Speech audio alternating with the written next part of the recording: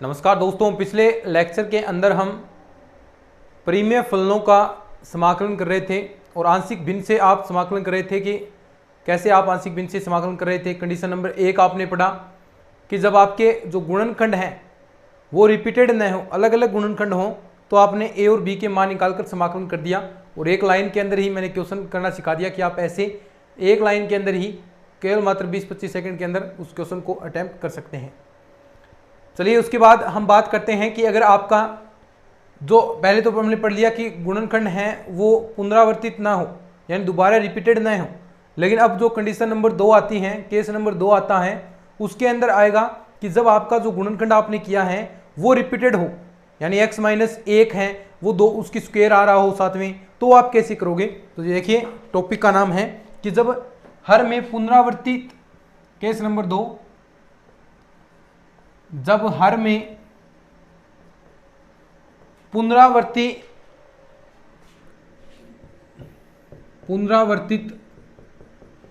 रेखिक खंड हो,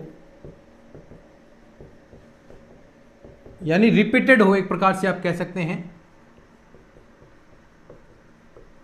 repeated linear denominator हो।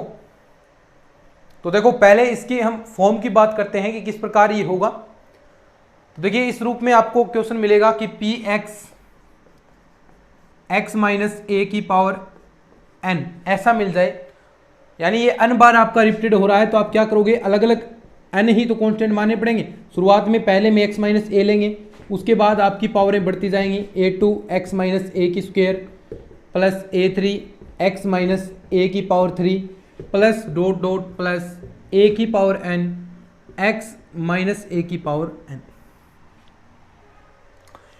इस फॉर्म में आपका क्वेश्चन कन्वर्ट हो जाएगा। और अलावा मान लीजिए ये तो था कि ऐसा रिपीटेड है, बाकी देखो अब अलग अलग रिजल्ट निकाल सकते हैं ना आप, उसी तरह के होंगे, चीज़ें वही होंगी, जो ए और बी के मान निकालने हैं फिर उसके बाद समाकलन करना है, चीज़ें वही हैं। अब देखो इसके साथ अगर कोई और आ जाए, मान लीजिए क्वेश्चन कुछ ऐसा आ जाए आपके पास कि इंटीग्रेशन करना है आपको 1/x माइनस 2 की तो स्क्वायर दे दे और यहाँ दे दिया x माइनस 3, ये 3 घात का दे दिया, तो यानी 3 आएंगे। कौन कौन से dx ऊपर हैं, a अपॉन एक्स माइनस 2 पहले ये आएगा, plus b upon x minus 2 की स्क्वायर ये आएगा, plus c upon x minus 3 की पावर 1। इस तरह यानी बाकी जो आगे वो सेम अकेले हैं, उनको तो अकेले जैसा ही लास्ट में लिखना है, उनको पहले जो रिपीटेड हो रहे हैं उनको लिखना है, और लास्ट में जो यानी सिंगल हैं उनको आप लास्ट में लिख दोगे। फिर यहाँ से ऐसे ही जो आपने तरीका पढ़ा है, ए और बी के ए बी सी तीनों के मान निकालने हैं, फिर ये मान रखकर आपको इंटीग्रेशन कर देना है, और इंटीग्रेशन कर दोगे तो आपके पास रिजल्ट आपका मिल जाएगा। कैसे करना है इसके बारे में हम बात करते हैं। क्वेश्चन लिखता हूँ डायरेक्ट, उसी से आपको समझ में आएगा। देखो ये लिखना चाहता है कोई लिख लो इसको, जो ये फॉर्म है लिखना चाहता है उसको लिख लो, या स्क्रीनशॉट वगैरह ले लो चाहते हैं तो, बाकी नोट्स इसके टेलीग्राम चैनल पर हैं, वहाँ पर आपको मिल जाएंगे। अब देखो क्वेश्चन करते हैं।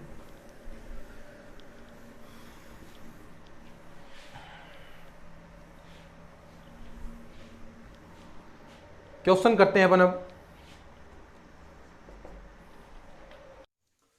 नमस्कार दोस्तों, अगर आप RPSC first grade, second grade या फिर किसी भी एग्जाम की तैयारी करना चाहते हैं तो आपके लिए जबरदस्त प्लेटफॉर्म लेकर आया हूं। साथ ही साथ इसमें एक बड़ा ऑफर आपके लिए है।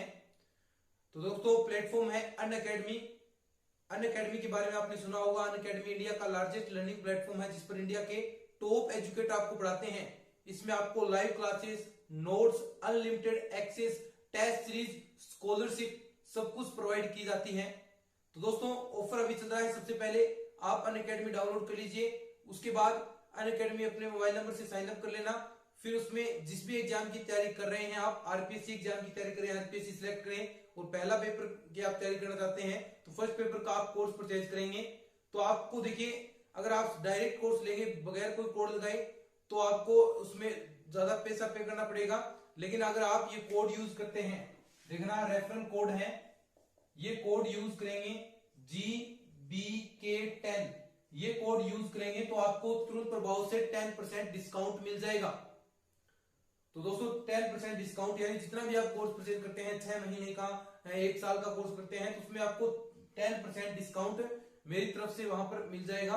तो आज ही अनअकैडमी डाउनलोड कर लो। और भी यहाँ पर लेटेस्ट कोर्सेज चल रहे हैं अनअकैडमी के, समय समय पर यहाँ पर आपके लिए मोटिवेशन स्पीचेस दी जाती हैं, ऐसे प्रोग्राम किए जाते हैं। तो आज ही अनअकैडमी डाउनलोड करो, लिंक डिस्क्रिप्शन में दे रखा है, और ये कोड यूज करना। कोई भी आप कोर्स परचेज कर रहे हैं, नीचे रेफरल कोड नाम आएगा, तो वो आप यूज करना।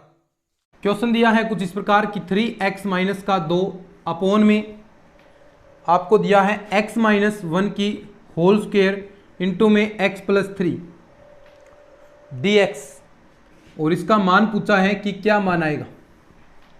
ठीक है, तो सबसे पहला काम क्या करना है आपको, वही तरीका जो अभी मैंने आपको बताया कि सबसे पहले इसको ऐसा लिखो 3x माइनस का 2 अपॉन में x माइनस 1 की स्क्वायर x प्लस 3 बराबर आएगा a अपॉन, पहले एक से शुरुआत करनी है, x minus 1 plus b upon x minus 1 की square plus c upon x plus 3। देखो कैसे मान निकालोगे, सबसे पहला वही तरीका, बाकी को जीरो लो। c का मान निकालना चाहते हैं तो x बराबर क्या रखोगे, देखो किससे जीरो बन रहा है, x बराबर -3 पर x बराबर -3 रखना है, यहाँ नहीं रखना और यहाँ भी इसके नीचे नहीं रखना, इसको लुको दो और इसको भी लुको दो। बाकी जो पार्ट है उसके अंदर आपको x बराबर 3 रखना है। तो देखो यहाँ रखेंगे तो 3 तिये 9 माइनस का 2, 9 में से 2 7, और नीचे देखो कितना बचेगा, 3 रखना है, 3 में से 1 घटाएंगे, आपका बचा 2, 2 का स्क्वायर 4। तो यानी आप कह सकते हैं कि आपका c का मान है वो कितना आ जाएगा, यहाँ से देखो c का मान -3 रखना है, सॉरी -9 और 2 माइनस का 11, और यहाँ रखेंगे -3 -1 माइनस का 4 की पावर 2 होगी, तो यानी 16 हो गया प्लस का।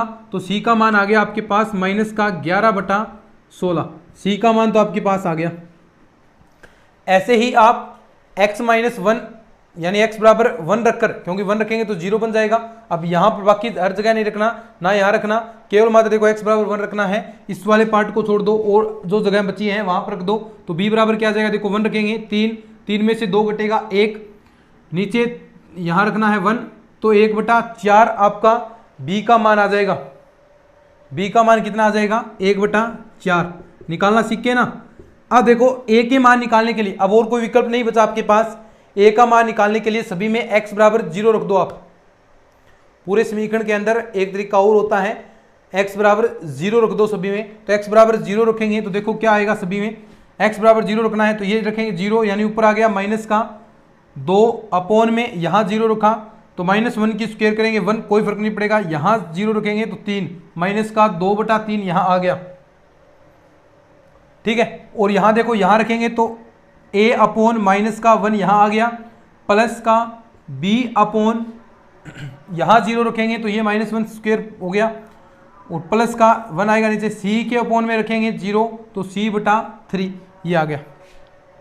अब आपने b और c के तो मान निकाल रखे हैं, b और c के मान निकाल रखे हैं, तो ये b और c के मान यहाँ पर रख दो और आपको रिजल्ट मिल जाएगा। नीचे जगह है क्या, देखते हैं, देखो क्या बनेगा, माइनस का 2/3 तो ये आ गया, ये -a हो गया, b की जगह रखना है देखो 1/4 और c की जगह रखना है माइनस का 11/16, 16 तिये 48। ठीक है, अब देखो यहां से a का मान निकालना है तो बाकी जो सारा बच गया वो इधर अपन कर देंगे। a का मान निकालने के लिए बाकी सभी को इधर ले आएंगे।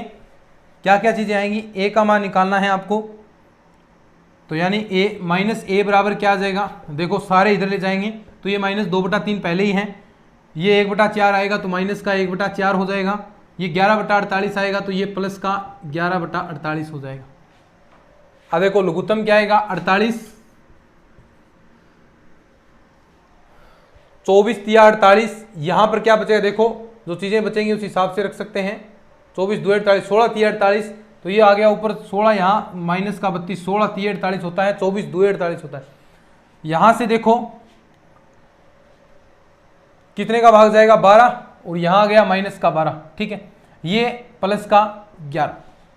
अब देखो क्या बचेगा, यहाँ से 44 हो गया और यहाँ ऊपर बच गया आपका माइनस का 33/48। ये किसके बराबर है, माइनस का a बराबर माइनस का 33/48, माइनस से माइनस कैंसिल हो गया ए का मान आपका आ गया, देखो 3 से भाग जा रहा है, 11 3 33 और यहां पर 16, ए का मान आ गया 11/16। अब देखो सभी मान आपके पास आ गए हैं, ए का मान भी आ गया, यहां पर आपके पास बी का मान भी है, सी का मान भी है। तो ये जो समीकरण है इसके अंदर आपको सारे मान रख देने हैं। देखो ऊपर मैं लिखता हूं कौन कौन से मान आ गए। देखो ए का मान क्या है आपके पास 11/16, बी का मान 1/4, सी का मान -11/16। ठीक है, अब ये सारे मान इसे समीकरण नंबर 1 दे देंगे। एग्जाम के अंदर समीकरण वगैरह आपको नहीं देनी, यहाँ तो हम समझने के लिए करने हैं। अब ये सारे मान आपको समझाने के लिए कर रहा हूँ, एग्जाम के अंदर समीकरण 1 वगैरह ऐसा कुछ नहीं करना, डायरेक्ट आपको ये मान निकाल कर पुट कर देने हैं। अब देखो डायरेक्ट इसका समाकलन कर देंगे अपन, तो 3x माइनस का 2 x माइनस 1 की स्क्वायर x प्लस 3 dx समाकलन करेंगे। तो ए का मान रखो, ए का मान क्या है 11/16 कॉन्स्टेंट है, बाहर ले लो, यहाँ आ जाएगा 1/x माइनस 1 dx। अब देखो डायरेक्ट ये स्टेप आपको एग्जाम के अंदर ऐसी स्टेप नहीं लिखनी, डायरेक्ट यहाँ पर 11/16 रखोगे, डायरेक्ट इसका log x माइनस, ये तो समझने के लिए कर रहे हैं, एग्जाम के अंदर ऐसा कुछ नहीं करना, डायरेक्ट करना है। अब देखो इसका करोगे, b का मान क्या है 1/4 इंटीग्रेशन 1/x माइनस 1 की स्क्वायर dx प्लस का c का मान माइनस का 11/16 इंटीग्रेशन 1/x प्लस 3 dx। अब देखो किसमें क्या समाकलन बन जाएगा, इसका करेंगे तो 11/16 log x माइनस 1, ठीक है, प्लस का 1/4। अब देखो 1 ये ऐसा ही मान लो 1/x स्क्वायर, यानी घात ऊपर जाएगी तो आपके पास x की पावर -2 हो गया, उसका समाकलन करेंगे तो आपके पास टोटल रिजल्ट क्या आएगा माइनस का 1/x। ठीक है, माइनस का 1/x, यानी यहां पर माइनस लगा सकते हैं, माइनस का 1/x, x क्या है x माइनस 1, और यहां ये क्या था आपका 1/4। तो ये रिजल्ट आ गया। ये देखो माइनस का 11/16 और log x प्लस 3 प्लस का c, ये आपका क्या आ गया आंसर आ गया। ऐसे करने हैं जब हर में आपके पास पुनरावर्तित यानी बार ये रिपीटेड हो रहे हैं, ऐसे बहुत सारे क्वेश्चन कर सकते हैं। यहां पर मैंने आपको एक क्वेश्चन प्रैक्टिस के लिए कराया है, लेकिन आपको ऐसे बहुत सारे क्वेश्चन करने हैं, बहुत सारे आपको क्वेश्चन मिल जाएंगे आपकी बुक्स के अंदर, तो अच्छे से आप कर सकते हैं उन क्वेश्चंस को, कोई दिक्कत नहीं आएगी। बस तरीका आपको बता दिया किस तरह करने हैं, तो ऐसे कोई दिक्कत इसके अंदर आने वाली भी नहीं है। कोई आए तो आपको सोल्यूशन वहाँ पर मिल जाएगा बुक के अंदर, देर का है तो अच्छे से आप समझाओगे। मेन बात है कि तरीका करना है, लेकिन प्रैक्टिस का काम आपका है, प्रैक्टिस करना आपका काम है। जितनी ज़्यादा प्रैक्टिस करोगे उतने ही जल्दी ये क्वेश्चन आपके सोल्व हो सकते हैं। ठीक है, लिख लो इस क्वेश्चन को, फिर आगे बढ़ते हैं और एक नया तरीका करते हैं।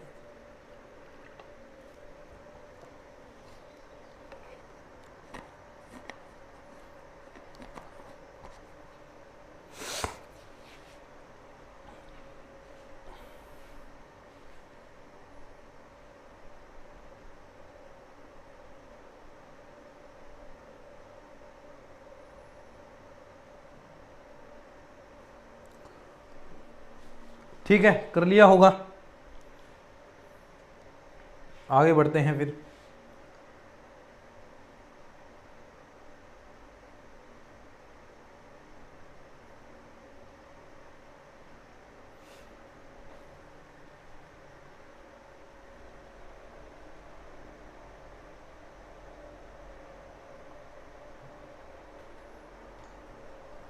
ठीक है, चलो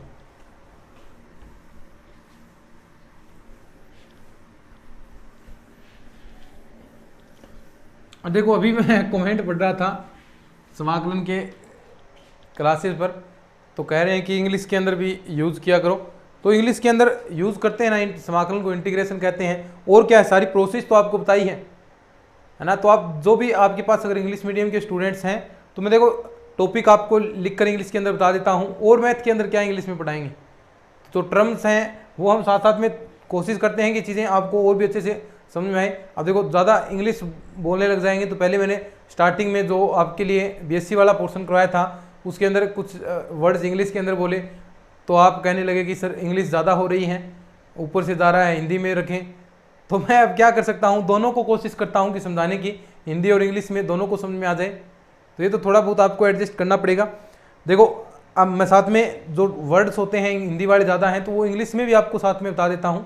अब जो प्रोसेस है उसमें क्या इंग्लिश हिंदी हो गई, मैं समझ में नहीं आया बात। तो एक इंग्लिश मीडियम वाले एक काम कर सकते हैं कि आपके पास कोई भी आपके पास गाइड वगैरह हैं जो भी आपके पास हैं, तो उसके अंदर जो भी टॉपिक आप निकाल रहे हैं इंटीग्रेशन प्रोसेस मैंने सिखा दी, तो वर्ड वगैरह इंग्लिश के अंदर आप समझ जाओगे अच्छे से। नोट्सों के अंदर हिंदी और इंग्लिश दोनों में साथ साथ में चीज़ें लिख रखी हैं तो वो भी आपको समझ में आ जाएगी। तो अब क्या कर सकते हैं भाई, जो हमसे हो रहा है वो तो कर रहे हैं, है ना। ठीक है, अब देखो case number third. Case number third है आपका कि जब हर में बिना पुनरावृत्ति के द्विघात खंड हो। अब द्विघात खंड आएंगे, देखना कि जब हर में जो आपका डिनोमिनेटर है उसके अंदर में बिना पुनरावर्तित यानी रिपीटेड ना हो चीजें, द्विघात खंड आपका हो, यानी डबल पावर वाले आपके पास खंड हो, द्विघात खंड हो, यानी डबल पावर आपके पास जो आपके टर्म्स होती हैं वो हो। कैसे, देखो इस रूप में आपको मिले कि px अपॉन में मान लीजिए यहां पर मिला है आपको x माइनस पी, और ये देखो ये तो एक खंड वाला हो गया, द्विखंड वाले ax square plus bx plus C. अब देखो द्विखंड है तो यानी आपको दो ही चर मानने पड़ेंगे, दो चर मानने पड़ेंगे। वो कौन कौन से होंगे, देखो a बराबर में एक तो ये हो गया a x माइनस पी हो गया, दूसरा मानेंगे उसमें देखो bx प्लस सी लेना पड़ेगा, और इसमें पूरे का भाग दे दो इसके अंदर ax square plus bx plus C. देखो यहां पर घात 3 है ना, देखो दो ये घात रही, एक घात ये रही, यानी 3 घात का है तो 3 आपको कांस्टेंट मानने पड़ेंगे। और 3 कांस्टेंट कैसे मानोगे, ये bx प्लस सी, ठीक है। तो ऐसा आपको यहां पर मानना है, ax के नीचे भाग देना है। फिर आप देखो कैसे मान निकालोगे, एलसीएम ले लोगे, जो हमने मेथड किया था ना लघुत्तम वाला भी आपको बताया था कि एलसीएम लेकर आप हल कर सकते हैं, तो वो तरीका अब यहाँ पर काम आएगा। ज़्यादा जो आप लोकोकर ऐसे कर रहे थे कि इसमें क्या आएगा वो नहीं आएगा, ठीक है। यहाँ पर वही एलसीएम वाला काम आएगा तरीका। अभी देखो क्वेश्चन करवाता हूँ आपको मैं, पहले ये टर्म लिख लो, जो साथ साथ में नोट्स बनाते हैं वो ये टर्म लिख लो, फिर आगे क्वेश्चन करवाता हूँ आपको मैं।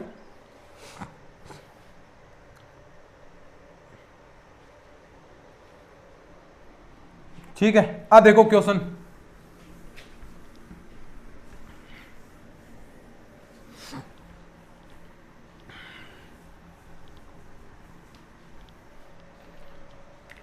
देखो आगे क्वेश्चन है 1/x³ माइनस 1 dx, ठीक है, ये क्वेश्चन है। तो यहां से देखो x³ में से यहां से x माइनस 1 आप बाहर निकाल सकते हैं, फिर आपके पास अंदर में क्या बचेगा, यानी ऐसा कुछ बनेगा, ये निकाल सकते हैं आप x square plus x plus 1, ठीक है, निकाल लो, इसको गुणा कर लो, यही आपके पास पार्ट आएगा dx। अब देखो ऐसा एक तो आपके पास खंड हो गया और एक द्विघात खंड है, द्विघात खंड है ना, ये देखो द्विघात आपके पास पार्टिसिपेंट है, तो ये ऐसा है। तो आप कैसे कन्वर्ट कर सकते हैं इसको, मैंने आपको बताया था कि देखो सबसे पहले तो आपने ये मान लेना है, क्या है ये, x³ माइनस का 1, ठीक है, बराबर में a अपॉन x माइनस का 1 plus b upon bx plus C, x square plus x plus का 1। अब आपको एलसीएम लेना है, यहां से एलसीएम लेंगे, देखो 1/x³ माइनस का 1, एलसीएम लेंगे तो a x square x plus का 1 प्लस ये x माइनस 1 इससे गुणा होगा bx प्लस का c। अब देखो ये जो एलसीएम नीचे आएगा इसका x minus 1 x square x plus का 1, तो ये वाला पार्ट है ये किससे कैंसिल हो जाएगा। तो जो टोटल टर्म है आपके पास 1 बराबर a x स्क्वायर प्लस का x प्लस का 1 plus x minus 1 plus bx plus का c, ये आपके पास बच गया। अब यहां से a और b और c के मान आपको निकालने हैं। तो देखो a का मान कैसे आएगा, अगर मैं यहां पर x बराबर 1 रख देता हूं तो ये वाला पार्ट 0 हो गया, यानी बचेगा आपके पास ये वाला पार्ट, यहां से आपका a का मान आ जाएगा। तो x बराबर 1 ले लो, पहले 1 लिया तो ये वाला पार्ट 0 हो गया। तो यहां देखो क्या बचेगा, यहां 1 रखना है तो 1 रखेंगे तो 1 इंटू में देखो क्या आएगा, a 1 प्लस 1 प्लस 1 बराबर 1, तो ए का मान कितना आ गया 1/3।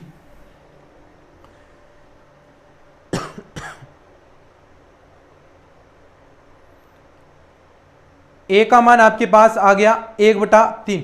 अब देखो एक तरीका और, अगर मैं यहां पर देखो गुणा करवाएंगे, यहां पर आप एक चीज देखना, अंदर आप इसका गुणा भी करवा सकते हैं। देखो गुणा करवाते हैं अपन, यानी इसका गुणा करवाएंगे और मैं x बराबर 0 रखता हूं, ध्यान से सुनना।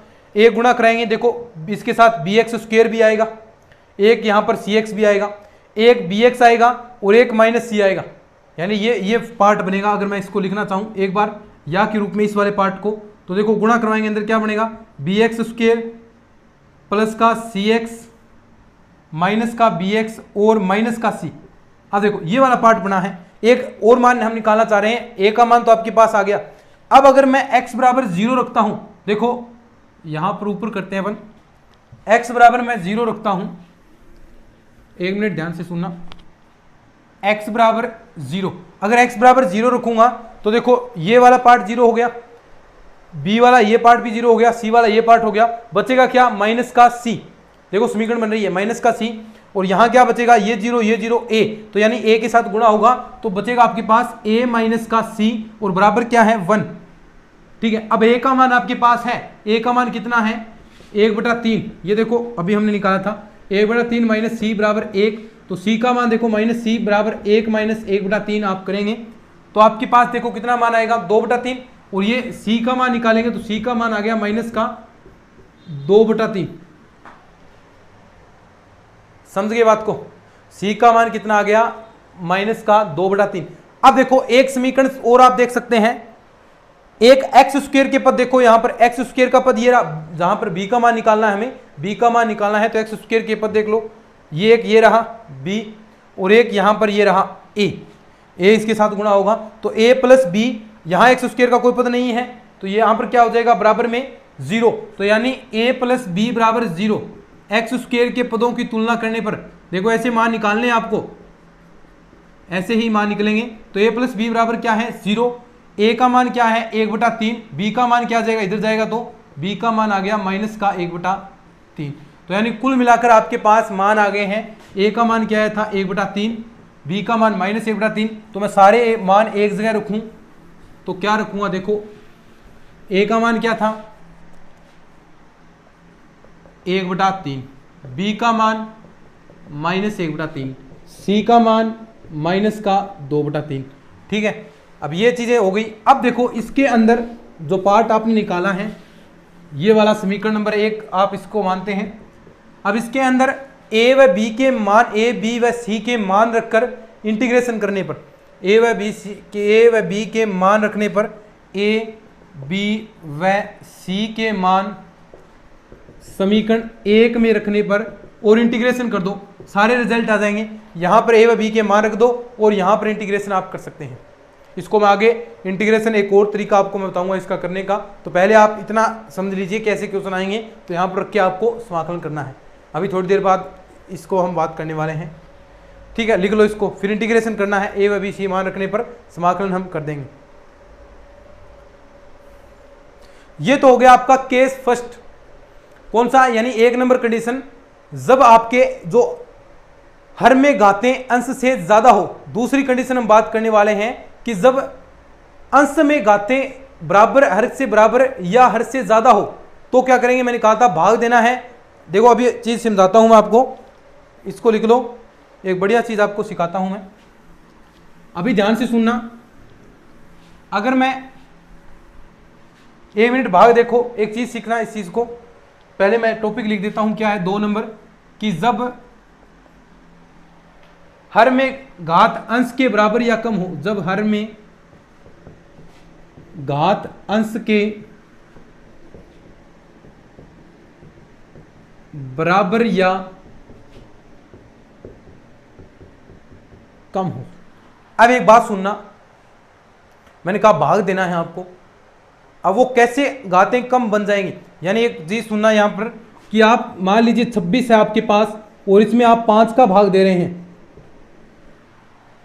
ठीक है, 26 के अंदर 5 का भाग दे रहे हैं तो कितने बार जाएगा, 5 पंजे 25, बच गया 1, अब ये वापिस 26 कैसे आ सकता है, वापिस वही फॉर्म कैसे बन सकती है, देखो कैसे बनेगी।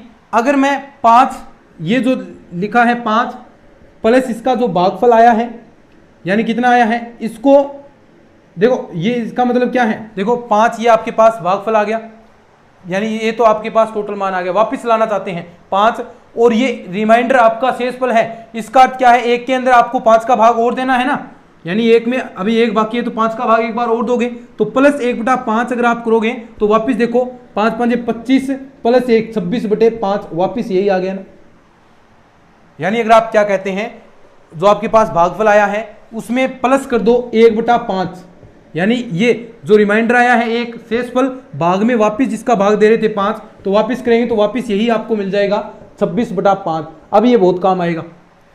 यानी मेन चीज क्या है, मेन चीज अगर आप भाग देखो, किसी में भाग दोगे तो उसमें स्वाभाविक सी बात है, चीजें जो आप भाग दे रहे हैं उसका रिजल्ट कम ही आएगा। देखो यहां पर 26 में भाग दिया तो 5 रिजल्ट आया। अब ऐसे ही अंश में आप हर का भाग दोगे तो घातें कम हो जाएंगी और हर में घातें बढ़ जाएंगी, हर में घातें बढ़ जाएंगी, हर में घातें बढ़ जाएंगी, तो आप वापिस वही तरीका जो हमने किया है आंशिक भिन्न में, वापिस वही तरीका आप लगा सकते हैं, वापिस वही तरीके का आप यूज कर सकते हैं। देखो कैसे आपको करना है, क्वेश्चन से आपको मैं समझाता हूं पूरी चीज। इसको ये चीज समझ गए ना, अब देखो कोई दिक्कत ही नहीं आएगी।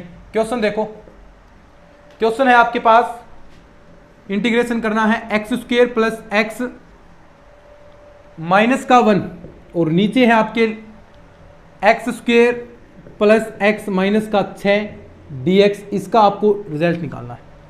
अब देखो अंश में भी घात 2 है, हर में भी घात 2 है, बराबर है, बराबर घात हो तो अंश में हर का भाग देंगे, अंश में हर का भाग देंगे। ध्यान से सुन लेना, बड़ी काम की चीज है।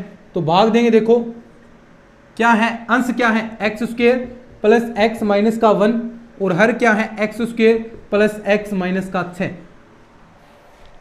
देखो भाग देना आता है ना, नहीं आता तो सीख लो, भी काम आएगा। x² का कितनी बार भाग दें, एक बार, तो x² आ गया, प्लस x से ये गुणा करेंगे तो एक और x आ गया, माइनस का 6 और आ गया, चिन्ह बदलेंगे, माइनस माइनस ये प्लस का हो गया, x² से x², इस x से ये x आपका कैंसिल हो गया, बचा क्या, देखो यहां पर प्लस का 6 माइनस का 1 यानी 5 बच गया। अब मैंने क्या कहा था, वापिस आपको ये वाला पूरा यही सेम टू सेम वापिस ये फंक्शन लाना है, तो क्या करना होगा, जो भागफल आया है उसके अंदर 1 प्लस, यानी ये बराबर होगा 1 प्लस इस रिमाइंडर में इसका भाग दो, 5/x² प्लस x माइनस का 6।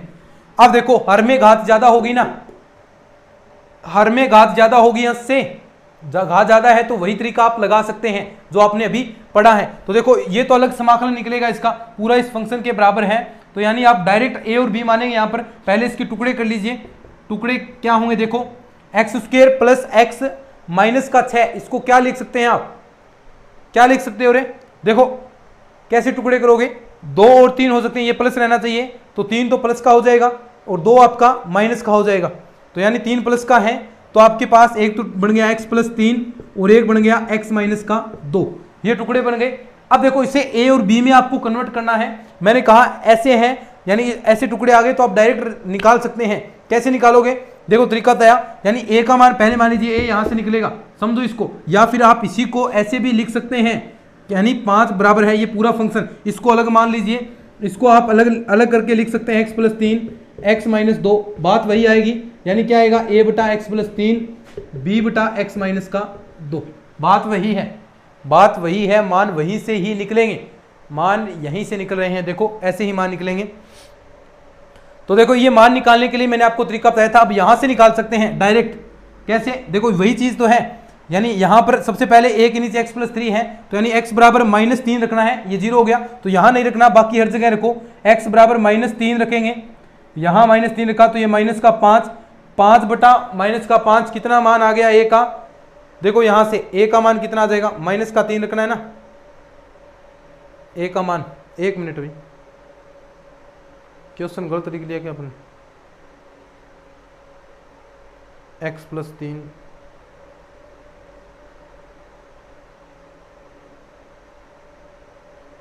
माइनस का 3 -5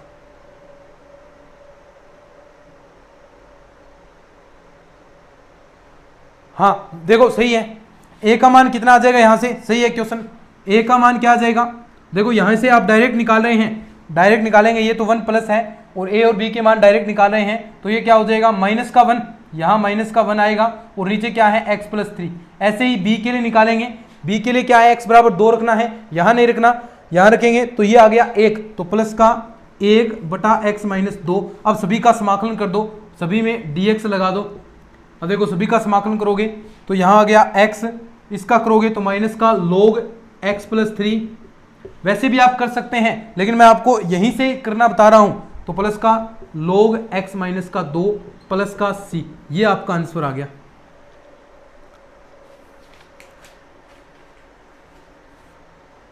ठीक है, और यहां आगे कोई देगा तो यहां पर प्रॉपर्टी लगा सकते हैं, log m माइनस n वाली प्रॉपर्टी लगा सकते हैं, उससे भी आपका रिजल्ट आपको प्राप्त हो जाएगा। तो इसको लिख लो, फिर आगे बढ़ते हैं, एक क्वेश्चन और करते हैं अपन।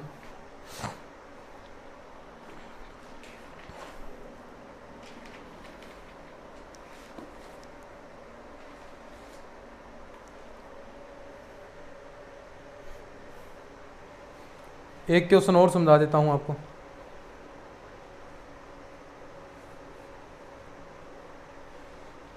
या फिर आप आगे और भी कर सकते हैं, इसको आगे क्वेश्चन कर लेना आपको प्रैक्टिस के तौर पर। देखो ये करके लाना है आपको क्वेश्चन।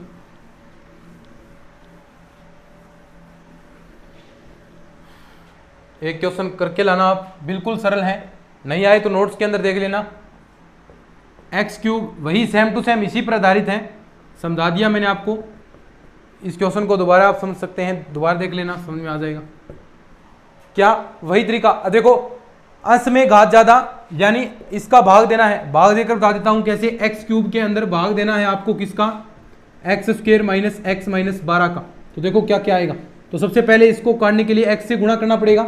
अब देखो एक्स क्यूब आएगा, थोड़ा सा इधर लिख लेते हैं, तो एक्स क्यूब आ गया। फिर क्या आएगा, देखो माइनस का एक्स स्क्वायर आएगा, फिर क्या आएगा माइनस का 12x, चिन्ह बदलेंगे, ये माइनस प्लस प्लस, तो ये कट जाएंगे, एक्स स्क्वायर प्लस का 12x। ठीक है, अभी देखो बराबर हैं दोनों, देखो यहाँ पर वैसे भी आप इसके अंदर डायरेक्ट भाग दे सकते हैं, या फिर आप चाहें तो एक बार और भी कर, और नहीं करना अब आपको, या फिर चाहें तो एक बार +1 करके एक बार और भी आप कर सकते हैं। एक बार और कर लीजिए, इसको थोड़ा और सुलझाइए इसको, ताकि और कम हो जाए घात, क्योंकि 2 तो इसके नीचे आएंगी वैसे भी। अभी भी देखो अंश और हर में घातें बराबर हैं, तो आपको एक बार और करना पड़ेगा। तो एक बार करते हैं, देखो x प्लस किया तो यानी एक्स स्क्वायर, फिर एक बार प्लस करेंगे तो माइनस का x, और फिर ये हो गया आपके पास माइनस का 12। अब चिन्ह परिवर्तित करेंगे, प्लस प्लस और ये भी प्लस, यहाँ से ये कैंसिल हो गया, ये आपके पास 13x प्लस का 12। अब देखो अब ये हो जाएगा क्या, यानी ये वाला x प्लस 1 प्लस में शेष फल के अंदर इसका भाग देना है। ये तो आपको समझ में आ गया था ना, x square minus x minus का 12। अब देखो इसको आप सोल्व कर सकते हैं आसानी से, इसको अलग कर लीजिए और इसको अलग आंशिक भिन्न से कर सकते हैं ना, क्योंकि देखो हर में घात ज्यादा है तो इसके टुकड़े करने हैं। क्या टुकड़े हो जाएंगे, देखो यहाँ पर एक तो टुकड़ा आपका माइनस है, माइनस का टुकड़ा करना है, तो यहाँ पर यानी एक तो x प्लस 4 कर लीजिए, माइनस लाना है तो x माइनस 4 और एक x प्लस 3 हो जाएगा। तो वहां से सेम टू सेम जो हमने किया है, सेम टू सेम वही प्रोसेस इसके अंदर लागू हो जाएगी और आराम से आप इसका हल कर सकते हैं। तो मेरे ख्याल से आपको समझ में आ गया होगा। बाकी इसके कुछ मानक सूत्र हैं वो भी करने वाले हैं, लेकिन नेक्स्ट लेक्चर के अंदर करेंगे उनको। आगे आप करना, इसको प्रैक्टिस करना इसकी, ठीक है। मेरे ख्याल से आपको समझ में आ गया होगा। चलिए आज की इस वीडियो के अंदर इतना ही।